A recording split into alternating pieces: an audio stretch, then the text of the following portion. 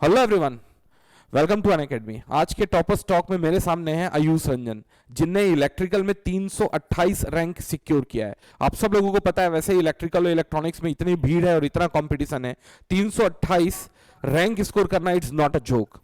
तो सबसे पहले मैं इस टॉपर्स टॉक में आयुष रंजन में आपका तहे दिल से स्वागत करना चाहूंगा। Thank you so much sir. और आयुष, साथ में मैं ये भी आपको रिक्वेस्ट करूंगा कि आप जैसे एक सीनियर जूनियर को गाइड करता है एकदम ओपन हार्टेडली, आप उस तरीके से गाइड करिएगा। मतलब कि ऐसा नहीं कि हमको किसी प्रोटोकॉल के अंदर ही बात करना है। इंपॉर्टेंट ये है कि आज की इस छोटे से वीडियो में आयुष एज अ सीनियर आपको गाइड करेंगे, और मुझे लगता है कि कल के दिन आप प्रिपरेशन के दौरान आपको जहां भी निगल्स दिखेंगे वो आयुष सर के द्वारा जो भी बताया जाएगा उससे आप कहीं ना कहीं दूर कर पाएंगे। तो आयुष जी, सबसे पहला मेरा एक क्वेश्चन होगा, आप अपने थोड़ा सा फैमिली बैकग्राउंड के बारे में बताइए। आपने कहाँ से इंजीनियरिंग किया, आप किस विलेज या किस सिटी से बिलोंग करते हैं? So please go ahead. Sir I am 2022 pass out BTech from electrical and electronics engineering branch. Okay. तो सर मेरी family background basically sir I am from joint family. Okay. हमारे sir family में 11 members हैं। Great तो sir great. मेरे दादाजी electricity board से ही background रखते हैं। हाँ वो हाँ। इलेक्ट्रिसिटी बोर्ड से ही रिटायर किए हैं। तो ओके सर उनसे थोड़ा मोटिवेशन मिला था मुझे बीटेक में इलेक्ट्रिकल ब्रांच लेने के लिए, ओके। और मुझे इंटरेस्ट पैदा हुआ इलेक्ट्रिकल में। हाँ हाँ। तो सर उसके बाद मैंने बीटेक की, और उसके बाद मैं बीटेक में जब आया तो मुझे गेट के बारे में पता चला कि if you want to pursue your job in a government sector तो गेट एक बहुत ही अच्छा अपॉर्चुनिटी देता है। तो सर हम्म। तो सर फिर मैंने थर्ड ईयर में ही मतलब यूट्यूब से हम्म। गेट एकेडमी के चैनल से, क्योंकि वहाँ पे जो कंटेंट था वो इजीली एक्सेसिबल था और मतलब करेक्ट। वेल ऑर्गेनाइज्ड फॉर्मेट में रहता था। तो सर ओके उसका मैंने फॉलो किया। तो ओके जैसे सर जो सब्जेक्ट्स इक्विवेलेंट सेमेस्टर में होती थी तो वो सब्जेक्ट को मैं लेकर चलता था। ओके ओके क्योंकि सर ओके। कॉलेज में सर वैसा टीचर्स और फैकल्टीज में से उतना वो नहीं मिल पाता था एक्सपोजर करेक्ट करेक्ट किसी भी करेक्ट सब्जेक्ट का। Correct correct correct. तो सर उससे चालू किया मैं। Yes okay sir. Okay. Ayush ji, एक नेक्स्ट क्वेश्चन पूछना चाहूँगा। मुझे जैसे समझ में आया कि आपका एक साल ड्रॉप हुआ, मतलब कि आप कॉलेज कंप्लीट करने के बाद एक साल ड्रॉप लिए और 2023 में आपने इतना अच्छा स्कोर किया। देखिए, एक साल ड्रॉप लेने के बाद भी लगभग बच्चे स्ट्रगल करते हुए पाए जा रहे हैं, जैसा मैं देख रहा हूँ। एक साल ड्रॉप भले बच्चा एक बहुत बड़ा हुआ बना लेता है, बट लेकिन अभी जितना कंपटीशन इलेक्ट्रिकल इलेक्ट्रॉनिक्स में, डेफिनेटली एक साल भी बच्चा अच्छा नहीं कर पा रहा है। तो आपने इस पूरे के पूरे प्रोसेस में पहले साल जो गेट दिलाया था उसमें क्या क्या देखा कि कमियां थी, और उसको कैसे दूर किया इस साल के ड्रॉप में? Please go ahead. सर 2022 में जब मैंने पहली बार गेट लिखा तो सर उस समय मैं जब प्रिपेयर कर रहा था तो कुछ जैसे फोर्थ ईयर में सर एकदम मतलब एकदम स्टक हो गया था प्रिपरेशन। मतलब जैसे प्रोजेक्ट का थोड़ा सा लोड हो गया था उस तरीके का हाँ हाँ। सेमेस्टर्स। तो ओके सर उसमें मैंने दो तीन major subject power system, electrical machines और पावर इलेक्ट्रॉनिक्स ये सब किया नहीं था मैंने अच्छे से, ओके और मेरा ओके वो हुआ नहीं था। तो ओके। सर गेट 2022 मैंने जब लिखा तो उसमें सिर्फ नॉन कोर जो सब्जेक्ट थे उसके क्वेश्चन कर पाया था मैं। तो ओके उसके कारण सर मेरी रैंक लगभग 3500 प्लस चली गई थी ओके गेट ओके 2022 में। तो फिर सर मैंने सोचा कि मैं इतना मतलब इस मुकाम पे हूँ कि मैं एक साल ड्रॉप लेकर के मैं अपने आप को इम्प्रूव कर सकता हूँ। क्योंकि सर और सब्जेक्ट्स में अगर पढ़ लेता हूँ अच्छे से हाँ तो हाँ मैं हाँ। और भी ज़्यादा अच्छा अपने आप को कर सकता हूँ 2023 के लिए। तो सर ओके मैंने फिर ओके और ओके। चूंकि सर कॉलेज खत्म हो गई थी तो मैं एक महीने घर पे था।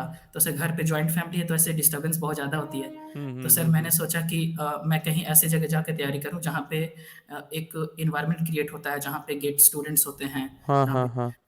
तो सर मैंने दिल्ली में गया। मैं दिल्ली में एक पीजी में रहा ओके साकेत के पास में। ओके तो सर ओके वहाँ पे बहुत सारे कोचिंग के स्टूडेंट्स थे तो उन लोगों के साथ मैंने दोस्ती बनाई, और उन लोगों के साथ में ही मैं इंटरेक्शन करता था अपने एकेडमिक से रिलेटेड, पढ़ाई के रिलेटेड। तो ओके ऐसे मैं करता था। और सर ओके। मैं मेरा गेट एकेडमी का जो कोर्स था वो लगभग मतलब 2023 तक था। हाँ तो हाँ सर उसको हाँ तो उसको मैं सर कंटिन्यू किया, हाँ और हाँ। मैं पावर इलेक्ट्रॉनिक्स, मशीन और पावर सिस्टम ये तीनों पे अपना वर्क किया था, ओके क्योंकि ओके सर ये मेरा कंप्लीट नहीं था। ओके और सर जब 2023 का गेट में लिखा तो उसमें क्या हुआ कि सर जो नॉन कोर सब्जेक्ट्स है उससे क्वेश्चन बन ही नहीं पा रहे थे मेरे से। सर ओके जैसे मैथमेटिक्स का थोड़ा एक दो क्वेश्चन लगा था, और सिग्नल एंड सिस्टम्स के क्वेश्चंस थे। और सर जो पावर सिस्टम मशीन्स के थे वो मेरे ऑलमोस्ट 100% मैंने टच कर दिए थे और सही ग्रेट सही नहीं किए थे। ग्रेट ग्रेट ग्रेट तो ग्रेट। इस बार एकदम स्विच हो गया सर। नॉन कोर वाले सब्जेक्ट्स में मतलब ऐसा लगा कि क्या है, मतलब मुझे लग रहा था कि एग्जाम, क्योंकि नॉन कोर सब्जेक्ट्स में ही मोस्टली स्टूडेंट्स पहले वो करते हैं सॉल्व क्वेश्चन। और फिर सर कोर में। तो फिर मुझे मेरे से सर कोर वाले सब्जेक्ट से ऑलमोस्ट सारे क्वेश्चन बन गए थे। फिर करेक्ट। मैं एग्ज़ाम के बाद जब निकला तो ऐसा लगा कि मैंने लगता है कुछ कम बनाया है या फिर कुछ कम किया है ऐसा, तो मुझे करेक्ट। ऐसा लग रहा था। ओके हाँ, ओके फिर जब ओके। सर 1-2 दिन बाद एनालिसिस हुआ पेपर का तो पता चला कि रियली में मतलब ऐसा टफ आया था क्वेश्चन और टफ था पेपर इलेक्ट्रिकल का। तो फिर थोड़ा लगा कि देखते हैं क्या होता है इस बार। तो फिर सर जब रैंक आया और जब चेक किया था, चेक करते रहता था मैं रैंक प्रेडिक्टर पे। तो फिर करेक्ट। सर जब आया तो फिर लगा कि हाँ ठीक है चलो, एक सैटिस्फैक्टरी रिजल्ट आया मतलब लास्ट में। करेक्ट। नहीं, पेपर का एनालिसिस मैं भी किया हूँ, 5 सब्जेक्ट पढ़ाता हूँ। मुझे ये पता है कि मैथ्स में कार्डियोड का क्वेश्चन आ गया, एक क्वेश्चन आ गया न्यूमेरिकल मेथड का। Yes control sir. सिस्टम में एक क्वेश्चन आ गया फेस मार्जिन गेन मार्जिन, और उसमें 4 ऑप्शंस ऐसे दिए हुए थे, कैलकुलेशन करना ही बड़ा डिफिकल्ट हो रहा था। एक क्वेश्चन आ गया था, 2 अलग अलग जगह आउटपुट पूछ लिया था, कंट्रोलर के बाद और एक आउटपुट में। लिटरली मैं बोल रहा हूँ कि अभी तक के इतिहास का मैं देख पा रहा हूँ कि जो कॉमन सब्जेक्ट्स में डिफिकल्ट मोस्ट एक इलेक्ट्रिकल का पेपर था।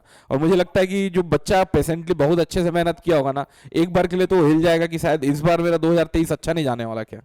तो मेरे को लगता है ये फीलिंग आपको भी आई यस होगी थोड़ी सी। हाँ, यस सर, यस सर। इसमें आयुष एक चीज बताएंगे, कई बार बच्चा ये सोचता है कि मैं 2 या 3 सब्जेक्ट छोड़ के चले जाता हूँ, उसके बाद मेरा स्कोर एक डिसेंटली 1000 के अंदर आ जाएगा। आपको क्या कहना है, आपका क्या टेक है इसके ऊपर, ये पॉसिबल है क्या? सर पहली बात तो सर गेट में 12-13 सब्जेक्ट्स है और सर हर साल हम देख रहे हैं कि मतलब ऐसा कुछ मैं प्रेडिक्ट नहीं कर पा रहे हैं कि इस सब्जेक्ट से क्या आएगा कितना ग्रेट। आएगा। तो सर करेक्ट। हमें एक अच्छे रैंक लाने के लिए और दूसरों से compete करने के लिए हमें सारा सब्जेक्ट को अच्छे से कवर करना चाहिए। मतलब इसमें कोई हम्म कॉम्प्रोमाइज़ नहीं होना चाहिए कि मैं एक सब्जेक्ट छोड़ के चला जाऊँ या 2 सब्जेक्ट, इस तरह से। देखो बहुत अच्छी लर्निंग है।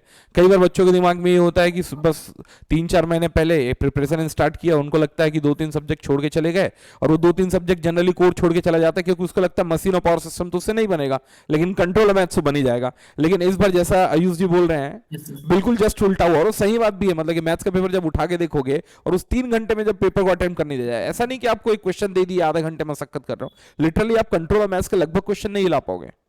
तो इनका कहना है कि इनके जो कोर सब्जेक्ट्स हैं वो रियल सेवियर्स हुए, इनके लिए इन्हें 100% मार्क्स स्कोर किया है। तो इनका यही इनपुट रहेगा कि भाई ट्राई ये करो कि पूरे के पूरे सब्जेक्ट जो है वो अच्छे से कवर हो। कभी हो सकता है कोई सा सब्जेक्ट जो आप नहीं पढ़ के गए हैं या थोड़ा बहुत पढ़ के गए हैं उससे आसान क्वेश्चन आए, बाकी तो स्कोर कर जाएंगे। Great great. जी सर। आयुष ये बताएंगे, ऑनलाइन मोड ऑफ स्टडी, यार कभी तो आपको लगा होगा कि आइसोलेशन में हो, डिमोटिवेट हो रहे हो, कोई आपको क्लास का एनवायरनमेंट नहीं मिला है, तो इस टाइम पे आप बच्चों को क्या ऐसा सजेशन देना चाहेंगे कि वो ऑनलाइन मोड ऑफ टीचिंग से, एजुकेशन से भी एक्सेल कर पाए? आपका टेक क्या होगा इसके ऊपर, प्लीज। सर ऑब्वियसली जैसे ऑनलाइन मोड में क्या होता है कि जब आप पढ़ना स्टार्ट करते हैं तो शुरू में आप मोटिवेटेड रहते हैं, एक दो ओके। सब्जेक्ट किया, 3 सब्जेक्ट करेक्ट। किया। करेक्ट। तो उसके बाद सर किसी भी फैक्टर से आपका वो लिंक टूट सकता है।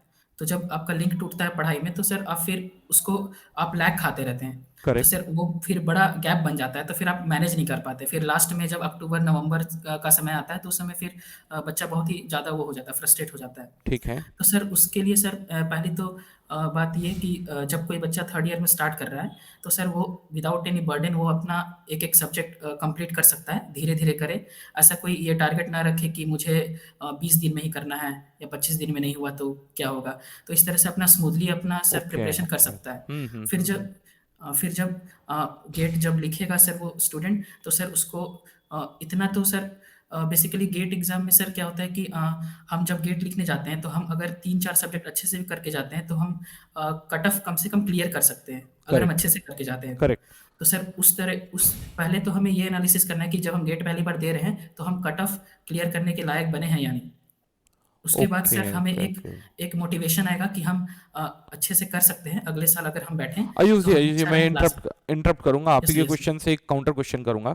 तो आपका क्या सजेशन होगा जो बच्चा थर्ड थर्ड ईयर का, मतलब आप 5th सेमेस्टर बोल रहे हैं जैसा मैं समझ पा रहा हूँ, है ना? जी सर, और जी सर। दूसरी चीज, उस समय बच्चा पूरा का पूरा सब्जेक्ट स्पैन कवर करने की कोशिश करे या डेप्थ कवर करने की कोशिश करे कुछ 3-4 सब्जेक्ट में? आपका क्या सजेशन होगा इसमें?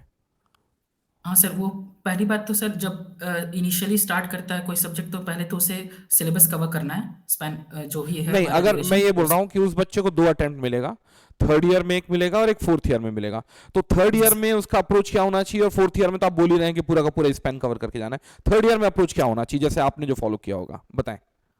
थर्ड ईयर में सर मैंने जो जितने सब्जेक्ट्स हो सके थे तो मैंने कंप्लीट किया था। ओके और ओके। मतलब ये सर, जब मैंने पहली बार पढ़ना स्टार्ट किया था तो उसके बाद सर क्या होता है कि वर्कबुक से आप जो क्वेश्चन लगाते हैं, तो हम्म। जैसे बेसिकली दो तीन सब्जेक्ट्स पे आपका मतलब ऐसे पढ़ते पढ़ते कमांड हो जाना चाहिए। तो करेक्ट। उससे क्या होता है, यस सर, उससे क्या होता है, फ़ायदा मिलता है। और सर उसके बाद आपको कोई इतने तीन चार सब्जेक्ट्स पढ़ लेंगे तो आपको उतना टाइम मिलेगा कि आप चारों सब्जेक्ट के क्वेश्चन प्रैक्टिस करने के बाद आप उस पर ज़्यादा अच्छा से कमांड कर सकते हैं। Correct correct. Okay yes sir. Okay okay okay okay. हाँ, ये बताएंगे आप मेरे को, आपके हिसाब से सब्जेक्ट का प्रॉपर सीक्वेंसिंग क्या है? मतलब कि बच्चा अगर ऑनलाइन मोड पे पढ़ रहा है, हो सकता है कोई रिकॉर्डेड फॉर्म पे पढ़ रहा है जिसको पूरे के पूरे डेटा एक साथ दे दिए गए हैं। आपके हिसाब से जी आप किस सीक्वेंस को फॉलो करने बोलेंगे स्टार्टिंग के 4 से 5 subject? Please Ayush. Sir freshly अगर प्रिपेयर कर रहे हैं तो सबसे पहले सर हम अगर दो सब्जेक्ट साइमल्टेनियस लेके चल सकते हैं तो ओके। कर सकते हैं, तो वो सही रहेगा। और सर दो सब्जेक्ट अगर आप चूज करना चाहते हैं कि कौन सा मैं पढूं, तो सर आप नेटवर्क थ्योरी स्टार्ट कर सकते हैं। करेक्ट। और सर इंजीनियरिंग मैथमेटिक्स भी स्टार्ट कर सकते हैं, ठीक है ये। क्योंकि सर बीटेक में आप चार मैथ्स पढ़ते हैं। Great great. Yes sir. तो आपको ऐसा लगेगा कि आप मतलब गेट का सिलेबस कुछ यूनिक नहीं पढ़ रहे हैं, आप अपने सेमेस्टर से अलग नहीं पढ़ रहे हैं, आप करेक्ट। सिंक्रोनाइज कर पाएंगे। तो वेल वो सेड चीज़, well said well said. Yes sir, तो वो बिल्कुल। चीज़ क्या होता है, एक बार सिंक्रोनाइज हो जाता है ना सर, तो उसके बाद हम्म। आप एक फ्लो में आ जाते हैं। करेक्ट फिर आप करेक्ट। नए सब्जेक्ट भी उठाएंगे ना तो आप कोरिलेट करेंगे और अच्छे से पढ़ पाएंगे। आयुष बहुत अच्छा इंसाइट दिया। आयुष का कहना ये है कि मैथ से स्टार्ट करोगे तो आपके दिमाग को एक्स्ट्रा बर्डन नहीं लगेगा, आपको ये नहीं लगेगा कि कोई नई एकदम भारी भरकम चीज कर रहा है। और इस फ्लो में आ जाने के बाद जब आपसे क्वेश्चंस बनने लगेंगे, टेस्ट में थोड़े बहुत मार्क्स भी आने लगेंगे, फिर नए सब्जेक्ट्स के लिए भी आप अपने आप को प्रिपेयर कर लेंगे। ग्रेट ग्रेट ग्रेट ग्रेट बिल्कुल आयुष। सर। हाँ आयुष, एक चीज और बताएंगे, टेस्ट सीरीज क्या जरूरी है? और अगर जरूरी है तो इसको किस तरीके से मैनेज करना चाहिए, कितना दिलाना चाहिए, कब दिलाना चाहिए? क्या है आपका टेक इस पे? बिल्कुल सर, टेस्ट सीरीज तो बहुत ज़रूरी है। बेसिकली जब आप रैंक का सोचते हैं, अच्छे रैंक का सोचते हैं, तो हम्म। आपको टेस्ट सीरीज देना ही चाहिए। और सर यही था मेरा डिसएडवांटेज कि मैं थर्ड ईयर में नहीं दे पाया था, क्योंकि मैं ओके। सिलेबस कवर किया था हाँ और हाँ। उसके बाद ऐसा कोई स्ट्रैटेजी मेरे मन में चल ही नहीं रहा था कि मैं टेस्ट सीरीज कब दूँ, कैसे दूँ। तो मैं दिया दिया नहीं था मैंने टेस्ट सीरीज, तो मैंने जो सब्जेक्ट कंप्लीट किया था उसी के बेसिस पे मैं गया था। उसके बाद जब फोर्थ ईयर में आया सर, तो मेरे पास जो तीन सब्जेक्ट्स थे जो ओके। कोर, मैंने वो की है, तो मुझे पास मेरे पास सर एम्पल टाइम बचा कि मैं हम्म। टेस्ट सीरीज दे सकूं। तो ओके। मैंने सर टेस्ट सीरीज स्टार्ट किया था हाँ हाँ। अक्टूबर मंथ में। ओके। अक्टूबर मंथ में मैंने स्टार्ट किया था sir test series, GATE academy का था। हम्म। और सर मैंने टेस्ट सीरीज और मैंने अन अकेडमी का भी बाद में लिया था। करेक्ट। तो सर उसके बाद, हाँ यस सर, तो टेस्ट सीरीज मैंने स्टार्ट किया था। और सर मैं सबसे पहले तो सब्जेक्ट वाइज टेस्ट सीरीज देना स्टार्ट किया था। ओके तो okay. Subject wise, yes sir. और हम्म। फिर सर जब भी आप टेस्ट दें तो उसके बाद फिर उस जो क्वेश्चंस आए हैं उस टेस्ट में फिर उसका एनालिसिस करें। ऐसा नहीं कि टेस्ट देने के बाद मार्क्स देख लिया उसके बाद फिर उसको छोड़ दिया, फिर दूसरा टेस्ट पे स्विच कर गए। तो सर वो ओके। चीज़ मैं करता था, क्योंकि सर टेस्ट सीरीज में बहुत सारे ऐसे ऐसे नए नए क्वेश्चंस आते थे, तो उसको देखता था मैं। और उस क्वेश्चंस में क्या अप्रोच होना है, क्या प्रोसीजर है, वो सभी मैं नोट करके लिखता था कि ओके इसको ये क्वेश्चन आएगा तो इसमें कैसे हम प्रोसीड करेंगे। क्योंकि सर ओके। गेट एग्जाम में आपको ऐसा इतना ज़्यादा सोचने का मौका नहीं देना चाहिए, क्योंकि सर आप क्वेश्चन देखें, आपके मन में प्रोसीजर लिख लिख जाना चाहिए कि आपको ऐसे ऐसे अप्रोच करना है। ग्रेट। तो ये चीज़ बहुत ज़रूरी था। तो ये चीज़ मैंने इस पे वर्क किया। और अक्टूबर, नवंबर, दिसंबर और उसके बाद सर जनवरी में मैंने फिर टेस्ट सीरीज़ मैंने नवंबर, दिसंबर में मैंने सर फुल टेस्ट देना स्टार्ट कर दिया था। अच्छा, नवंबर दिसंबर में फुल टेस्ट दिलाना चालू कर दिया था आपने, मॉक टेस्ट? हाँ जी सर। तो ये विन विन सिचुएशन है, मतलब कि आपने अगर शिद्दत से मेहनत की होगी। नवंबर दिसंबर में जनरली देखता हूँ बच्चा सब्जेक्ट वाइज टेस्ट से स्टार्ट करता है, उसको लगता है कि मैं जनवरी एंड या फरवरी स्टार्टिंग में या जनवरी मिड से मॉक टेस्ट स्टार्ट करूंगा। इसका मतलब आपने जी शिद्दत से मेहनत की, इसमें तो कोई डाउट नहीं है। और एक आपकी इनसाइट बहुत अच्छी लगी, आपका कहना ये है कि जब 65 क्वेश्चन हम गेट में देखते हैं तो क्वेश्चन देखते ही आप डिकोड कर पाए, आंसर तो नहीं पता चलेगा ऑब्वियस सी बात है, लेकिन प्रोसेस बिल्कुल डिकोड हो पाए कि इस प्रॉब्लम को लेके किस डायरेक्शन में लेके जाना है। तो आपका कहना है वो केवल टेस्ट के एनालिसिस से ही आएगा ना? जी सर, बिल्कुल। बहुत अच्छी बात बोली इनने। और मेरे को लगता है फिर टाइम भी अच्छे से मैनेज कर पाएगा अगर बच्चे को पहले से एक डिकोडिंग फैक्टर दिमाग में हो कि चलो इस प्रॉब्लम को इस तरीके से डिकोड करते हैं। तो आपने इस पे प्रॉपर वर्कआउट किया था इसका मतलब। बिल्कुल सर, यस। यार एक चीज बताना, जैसे अगर 1 घंटे का टेस्ट था तो आप जब उसका एनालिसिस करते थे तो क्या क्या चीजें दिमाग में रखते थे? क्या शुरू में तो चलो 2-4 पेपर आपने देख लिया, कर लिया, नंबर आ गया, लेकिन आप बोल रहे हो कि पूरा का पूरा एनालिसिस का पार्ट रखते थे, तो एनालिसिस में क्या इंपॉर्टेंट पॉइंट्स आप कहीं नोट डाउन करते थे? क्या दिमाग में होता था कि क्या लर्निंग्स लेके जाऊं यहां से मैं? सर जैसे इसके लिए सर जब सब्जेक्ट वाइज जब टेस्ट देता था मैं, हाँ हाँ। तो सर उसमें क्या होता था कि सब्जेक्ट वाइज़ जब दिया तो उसमें जो क्वेश्चन्स में मैं गलती करता था या फिर जो क्वेश्चन्स मुझसे छूट जाते थे, ओके, तो उस पे मैं एनालिसिस करता था ये क्वेश्चन मुझसे कैसे छूटा। मेबी वो ड्यू टू टाइम मैनेजमेंट हो या फिर जो कंसेप्ट ओके, मुझसे लैग कर रहा ओके, हो, ओके। तो वो सब मैं देखता था हाँ, और हाँ। उसके बाद सर उसको नोट करता था। उसके बाद फिर जो भी, क्योंकि सर सब्जेक्ट वाइज़ टेस्ट से क्या होता है कि उस पर्टिकुलर सब्जेक्ट में आपका जो वीक पॉइंट है वो पता चल जाता है। तो ग्रेट, आप उसको रिफ़ाइन करके, आप उसको देख करके आप उस पर्टिकुलर सब्जेक्ट को पहले अच्छा करें। उसके करेक्ट, बाद उसमें आप क्वेश्चन एबिलिटी, जो सॉल्विंग एबिलिटी है वो आपका एनहांस हो। उसके करेक्ट। बाद सर ऐसे करते-करते मैंने सारे सब्जेक्ट के ऐसे पॉइंट्स देखे, हुँ, टेस्ट हुँ। देने के बाद ऐसे एनालिसिस किया। तो उसके बाद फिर मैंने वो वीक टॉपिक्स जो था जिसमें क्वेश्चन नहीं बन पा रहे थे या फिर कोई और रीज़न्स हो, तो उसको सर फिर मैंने रेक्टिफ़ाई किया, उसको फिर मैंने प्रैक्टिस किया और फिर सर उसके बाद जब फुल टेस्ट देने की बारी आती है, तो ओके। फुल टेस्ट में सर उसमें वो चीज़ इम्प्रूव होता है, वो चीज़ आपको रिफ्लेक्ट करेगा। लेकिन एक चीज़ बताएँगे मेरे को आयुष, रिवीजन प्रोसेस को आपने कैसे इनकल्कुलेट किया? जैसे जनरली 3-4 सब्जेक्ट बच्चा फ्लो में पढ़ लेता है। ये एक अंदर से फ़ियर फैक्टर आने वाला लगता है कि यार वो नेटवर्क शायद अब वो टू पोर्ट नेटवर्क के फ़ॉर्मूलाज़ भूल चुका हूँ मैं, रेजोनेंस के साथ कांसेप्ट शायद अब हिल-डुल गए हैं। तो आपको क्या लगता है कि रिविजन्स और ये दोनों साथ में चलने ही चाहिए कि फ्लो में पूरा का पूरा आप लोगों की 11-12 सब्जेक्ट है वो कंप्लीट हो उसके बाद रिवीजन आए? आपका टेक क्या है इसमें? सर रिवीजन तो सर जैसे मैं 2 सब्जेक्ट लेके चलता था, तो जब वो सब्जेक्ट मेरा सर जैसे कोई 1 चैप्टर 2 चैप्टर खत्म हुआ, हुँ। तो सर वो 2-3 चैप्टर का मैं सर एक पैक बना लेता था कि उसमें उसको हम पर्टिकुलर रिवाइज़ करेंगे। ओहो! ठीक है? मतलब कि आप टॉपिक्स के बैच बनाते थे? हाँ जी सर। कि ये अगर मान लो एक पूरे के पूरे सब्जेक्ट को 3 या 4 बैच में हमने टुकड़ों में तोड़ दिया, तो पहला हाँ बैच जी सर। जैसे ही कंप्लीट होगा आप फिर से एक बार रिवीजन लेंगे इसका। बिल्कुल sir, yes okay, sir. Great, great, और प्लीज़ फिर गो अहेड। सर हाँ, जब जब नोट्स मेरा पूरा तैयार हो जाता था सब्जेक्ट का, हाँ, हाँ, तो उसके बाद सर मैं रिवीजन साइमल्टेनियस करते रहता था। जब नोट्स तैयार हो जाता है, तो उसके बाद सर 2 टाइप का रिवीजन होता है। एक तो सर आप नोट्स रिवाइज़ कर रहे हैं, हाँ, हाँ, दूसरा आप क्वेश्चन क्वेश्चन ओरिएंटेड रिवीजन। तो सर ओके, उसके बाद मैं क्वेश्चन ओरिएंटेड रिवीजन करता था। उससे क्या होता था सर कि जब मैं क्वेश्चन बनाया, तो उस टॉपिक का क्वेश्चन बना और हाँ, किसी टॉपिक का क्वेश्चन नहीं बना, तो फिर उस टॉपिक को मैं फिर से रिवाइज़ करता था। तो ओके, फिर से ऐसे, ओके, यस सर, ओके, तो ये ओके, रिवीजन ओके। स्ट्रैटेजी था।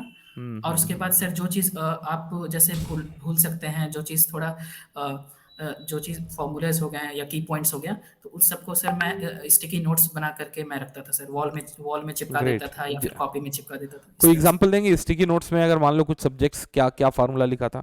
थोड़ा बच्चों को इनसाइट मिले। एक आध एग्ज़ाम्पल? सर उसमें उसमें तो सर जैसे रेजोनेंस में था, बैंडविड्थ था, quality factor equal to omega, omega n okay. Upon bandwidth होता है, उस टाइप नहीं, के नहीं, नहीं, फॉर्मूलेज। बिल्कुल, बिल्कुल, बिल्कुल, बिल्कुल। यहाँ डिराइव तो कर ही नहीं सकता गेट में आदमी और बिल्कुल सर। उसके साथ भी इतना बड़ा-सा डेरिवेशन इन्वॉल्व्ड है। Yes correct, sir. Correct, correct. तो ऐसे पावर सिस्टम में भी सर आप अगर देखेंगे तो बेसिकली जब पावर सिस्टम प्रोटेक्शन में जाएँगे, हाँ, उसके हाँ, बाद हाँ, सर हाँ। आप उसमें फ़ॉर्मूलेज़ होते हैं थोड़े, और उसके बाद सर आपका स्टेबिलिटी, पावर सिस्टम स्टेबिलिटी में है, एम और एच, इनर्शिया कांस्टेंट, ये सब हैं, उनकी यूनिट्स हैं। तो वो सब चीज़ को आप माइंड में रखने के लिए इस तरह से स्टिकी नोट्स मैंने प्रिपेयर किया था। Great, great. वैसे भी पावर सिस्टम 1 और 2 आप पावर सिस्टम 2 की बात कर रहे हैं प्रोटेक्शन। जी इतना सर। लंबा चौड़ा है तो कहीं न कहीं आप हाँ, ये बोल रहे हैं कि conclusion also be there in our mind. आप यही बोल रहे हैं ना कि कुछ इंपॉर्टेंट कंक्लूजन ज़रूर होने चाहिए। हाँ, बिल्कुल सर। मेरे हिसाब से इससे आप एक्यूरेसी और टाइम दोनों बचा पाएँगे अपनी। जी सर, बिल्कुल। Great, great.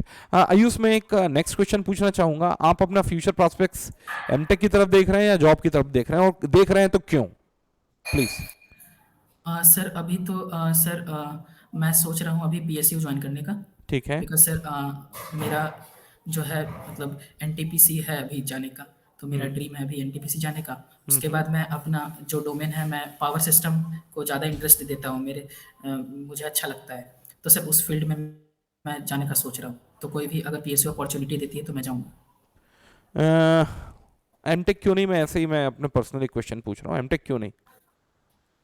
MTech sir basically sir MTech अगर मैं करना भी चाहूँ तो सर पावर सिस्टम लेना चाहूँगा, पर बट सर मैं अभी एमटेक का सोचा नहीं हूँ, बिकॉज़ सर मोस्टली एमटेक में जैसे जा रहे हैं, तो सर इलेक्ट्रॉनिक्स ब्रांच लेंगे या फिर वीएलएसआई, तो उसमें सर मेरा इंटरेस्ट नहीं है। हुँ, तो सर हुँ, इसलिए हुँ, अभी हुँ। तो सोचा नहीं हूँ। नहीं, लेकिन आयुष, मैं यहाँ एक छोटा-सा इनपुट देना चाहूँगा आपको। जी आप सर। एमटेक को भी पैरेलली उतना ही तवज्जो दो जितना पीएसयूज़ को दे रहे हो, क्योंकि अगर इस रैंक में अगर किसी पीएसयू या फिर अच्छी पीएसयूज़ मतलब कि महारत्ना वगैरह से अगर आपकी कॉल नहीं है या छोटी पीएसयू से कॉल आई, तो आगे जाके वहाँ का एनवायरनमेंट एक एक लिमिट से ज्यादा अच्छा नहीं होगा। देखो पीएसयूज का सीधा सा मतलब ये है कि अगर कंपनी जब तक प्रॉफिट अर्न कर रही है तब तक एम्प्लॉयज को अच्छे से सर्व करेगी, नहीं तो वो गवर्नमेंट के लिए लाइबिलिटी बन जाती है। मानते हो कि नहीं इस चीज को आप? जी सर, जी सर। तो मैं ये बोल रहा हूँ कि अपन अच्छे के लिए सोच रहे हैं, एनटीपीसी हो गया, आईओसीएल हो गया, ओएनजीसी हो गया, इसरो हो गया, डीआरडीओ हो गया, बीआरसी हो गया, मतलब इसमें कोई दिक्कत नहीं है। लेकिन जो पीएसयूज हैं जैसे इसरो, बीआरसी, डीआरडीओ, ये पीएसयूज नहीं है, गवर्नमेंट ऑन्ड ऑर्गेनाइजेशन है ना, तो जी उनको सर। तो कोई दिक्कत है ही नहीं, उनको फंडिंग की कभी कोई दिक्कत नहीं आएगी। लेकिन पीएसयूज का मतलब है they make profit for the government of India. अगर वो प्रॉफिट नहीं बना पा रही तो मैंने देखा है कि कई बार वो चैलेंजिंग हो जाता है। तो ये मेरा रिक्वेस्ट होगा कि अब मेरे को किसी भी गवर्नमेंट जॉब में जाना है का मतलब ऐसा नहीं कि किसी भी छोटे ऑर्गेनाइजेशन में चले गए जहां आगे जाके स्ट्रगल करना पड़े। मैं देख रहा हूँ ना स्ट्रगल कर रहे हैं बच्चे, और मैं ये बोलूंगा कि एमटेक को भी आप एक बहुत तगड़ा ऑप्शन लेके चलो। भले आप जी पावर सर। सिस्टम लो, उससे कोई दिक्कत नहीं है। और एक चीज और भी बोलूंगा यूस, आप वीएलएसआई भी लोगे ना तो आईआईटीज में इतने इलेक्टिव्स होते हैं कि आप पावर सिस्टम, पावर इलेक्ट्रॉनिक्स के 4-5 इलेक्टिव्स रख सकते हो। और अभी देखोगे बड़े बड़े स्विचेस हो गए हैं, जो आप लोगों के इसमें जिसने स्नाइडर, फोर्ब्स, मॉसल वगैरह जो बड़े बड़े स्विचेस होते हैं या स्विच यार्ड्स होते हैं, आज भी वो पूरे के पूरे प्रोग्राम्ड होते हैं कि किस किस वर्किंग कंडीशन में उसको ओपन होना है या शॉर्ट होना है। तो वहां भी वीएलएसआई का पूरा कंसेप्ट यूज होता है, ऑल्दो आप इलेक्ट्रिकल साइड के लिए उसको डिजाइन करेंगे। जी सर। आयुष इस चीज को बिल्कुल बाहर मत निकालना दिमाग से। मैंने 3 से 4 अपने इलेक्ट्रिकल के बच्चों को भेजा है, प्योर इलेक्ट्रिकल साइड में गए हैं लेकिन वीएलएसआई लेके गए हैं, और उनकी सब की पैकेज जो है 30 लाख प्लस है। और स्नाइडर का नाम आपने सुना होगा, स्नाइडर सुना है? मतलब कि इलेक्ट्रिकल में अनपैरेलल है, अनपैरेलल। जैसे जीएम जैसा नाम है ना, जनरल इलेक्ट्रिक, जनरल मोटर्स, वैसे ही है। जी तो सर। आप ना अभी जब फॉर्म भरोगे ना तो मैं आपसे ये रिक्वेस्ट करूंगा ना कि एमटेक को भी हाईली प्रायोरिटाइज करके आप फॉर्म भरें। ठीक है, अगर पीएसयू हो जाता है तो वेल एंड गुड, आप पीएसयू चले जाएं, लेकिन एमटेक को हाईली प्रायोरिटाइज करें। मेरे टाइम पे जैसे मैं आईआईटी रुड़की चला गया, लेकिन चूंकि मेरे पास बीआरसी का भी बैकअप था तो मैं आईआईटी रुड़की पढ़ने गया क्योंकि मेरी प्रायोरिटी एमटेक थी। लेकिन मेरे को जी समझ में सर। आया कि मेरे को मेरे इस हिसाब का ब्रांच नहीं मिला, नहीं अच्छा लग रहा, तो मैं बीआरसी वापस चला गया।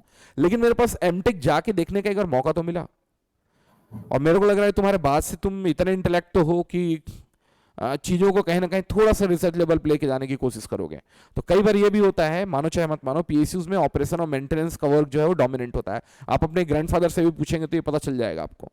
वहाँ जी कल्चर सर। ही ऑपरेशन और मेंटेनेंस का है। रिसर्च होता है, ऐसा नहीं कि एनटीपीसी का जो हेड ऑफिस है वहाँ रिसर्च भी होता है, बट आप अलग अलग प्लांट पे कहीं काम करेंगे वहाँ रिसर्च का orientation is been bit lesser. तो आप सब चीज को कंपोज होके ही समझ के करिएगा। और मैं तो बोलूंगा एमटेक को अब बगल का ऑप्शन जरूर रखना, ऐसा नहीं कि खाली पीएसयू के लिए वेट करते रह गए और ये पूरा साल बर्बाद चला गया।